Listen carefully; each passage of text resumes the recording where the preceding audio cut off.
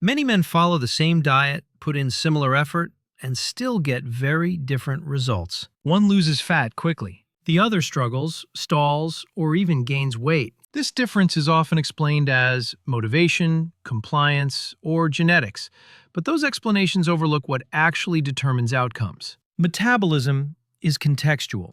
By this point in the series, you've seen how metabolic flexibility declines, how frequent eating reinforces rigidity, and how hunger signals become unreliable. These changes do not affect everyone in the same way. Two men can eat the same foods at the same times with the same calorie intake and still experience completely different responses. The reason is not the plan. It is the system receiving it. Every metabolic system carries its own history. Past stress exposure, sleep patterns, insulin signaling, inflammation, and energy access all shape how incoming energy is handled. These differences accumulate quietly. They develop over years, not weeks. They are shaped by repeated signaling, not single choices. And they persist even when behavior looks identical on the surface. This is why outcomes diverge. One man may still have reasonable access to stored energy. His system adapts easily. Hunger rises and falls predictably. Fat release responds when intake is reduced. Another man may have restricted access to stored energy. His system relies more heavily on incoming intake. Hunger signals are distorted.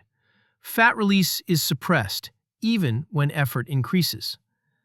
Both men are following the same plan, but their systems are not starting from the same place. This is where frustration begins. When results differ, the assumption becomes that one person is doing something wrong. Effort increases, control tightens, comparison intensifies. But often, both men are doing exactly what they were told. The difference lies in regulation, not behavior. As metabolic rigidity increases, the margin for error narrows. Small deviations produce larger effects. What works smoothly for one person may feel exhausting or unsustainable for another. This variability explains why some men tolerate disruption easily, while others feel derailed by minor changes. The same input produces different outputs because buffering capacity differs. This is not a character difference. It is a regulatory difference. Understanding this reframes comparison. It explains why copying another person's approach rarely works as expected. Metabolic context matters more than dietary structure. Without understanding that context, interpretation becomes guesswork. Effort increases, results remain inconsistent.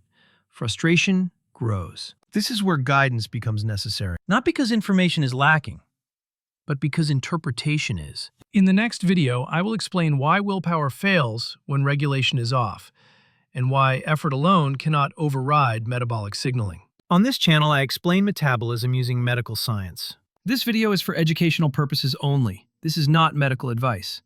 Always consult your physician.